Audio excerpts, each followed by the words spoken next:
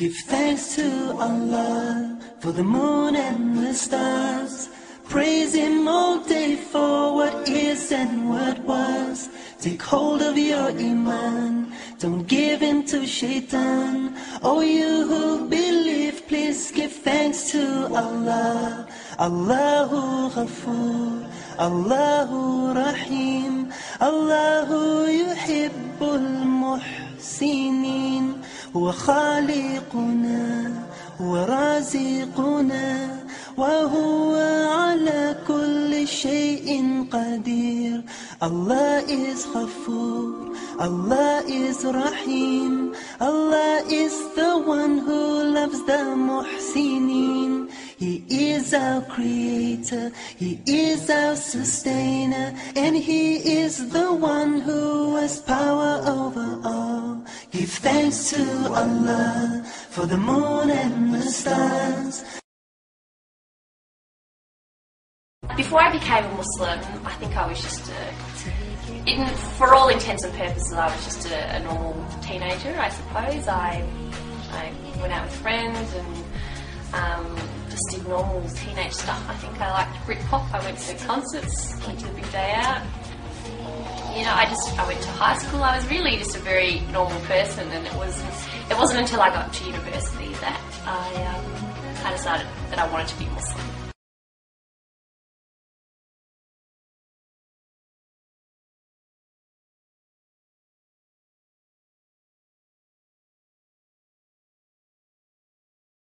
When I was about 17, I started to question why I believed what I believed.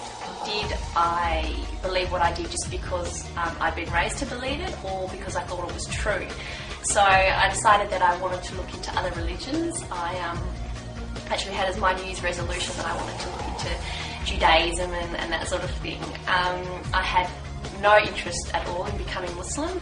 When I read about what Islam said about itself, I realised it was actually very different to what I thought. It was actually very peaceful, very egalitarian, strong emphasis on equal treatment of women, strong stance on social justice. I thought it was a very intellectual religion, yet it was also very spiritual, and that really appealed to me as well. And so after a couple of years of actually looking into it and taking it seriously, it was when I was 19 that I realised this is actually something that I really believe in. Give thanks to Allah for the moon and the stars. Praise Him all day for what is and what was. Take hold of your iman, don't give in to shaitan. Oh, you who believe, please give thanks to Allah. Daily life hasn't changed at all, and in other ways it's changed quite profoundly, I think. The main difference would probably be that I pray 5 times a day now. I perform the ritualistic prayer 5 times a day. So, the first prayer is before sunrise, and, then they're scattered out throughout the day. So that's changed. But I still feel, and obviously I wear the headscarf now, which I didn't do before I was Muslim. In other ways, I don't feel like I've changed a lot. I'm still the same person. I still crack the same stupid jokes, and I still like the same sort of things. And I've still got a lot of the same cool friends I had before, and some cool new friends that I've made since becoming Muslim, some of whom are Muslim and some aren't. I am a Muslim, Islam my deen, Allah my Lord, His word Quran, Muhammad Prophet, praise be upon. I'm a Muslim. We live in a society where women are constantly objectified. How many times do we turn on the TV or drive past a billboard where a half-naked woman is being used to sell spaghetti or toothbrushes or carpet or whatever?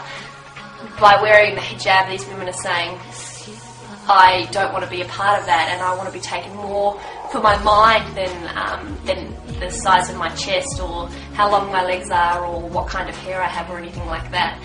God has chosen the women in this society to be the flag bearers for Islam.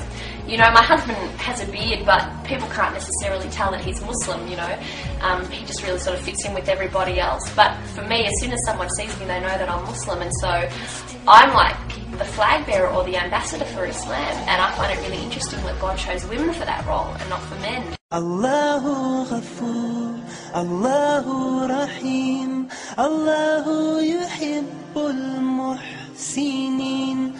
هو خالقنا هو رازقنا وهو على I كل think there شيء certainly are stereotypes قدير. of Muslims. You know, people will assume that I'm oppressed or that I don't speak English or that sort of thing, or assume that my husband is a terrorist or whatever. If there is a negative stereotype of Muslims out there, that a lot of that, the blame for that has to fall on the shoulders of Muslims. People aren't going to think the wrong things about us if Muslims aren't constantly doing the wrong thing or coming across negatively. Muslims also need to have open minds and participate in open, non-threatening dialogue and welcome non-Muslims into their mosques and talk to them about their religion. Because as long as there's sort of an us and them mentality, things are going to stay the way that they are. It's just a matter of talking to your neighbours or the guy you work next to at work or the woman that you sit next to in your class, and just be normal and friendly, and doing that sort of thing can really change stereotypes. With him are the keys of the unseen, the treasures that none knoweth but he. He knoweth whatever there is on the earth and in the sea. Not a leaf doth fall, but with his knowledge. There is not a grain in the darkness or depths of the earth, nor anything fresh or dry, green or withered, but it is inscribed in a record clear to those who can read.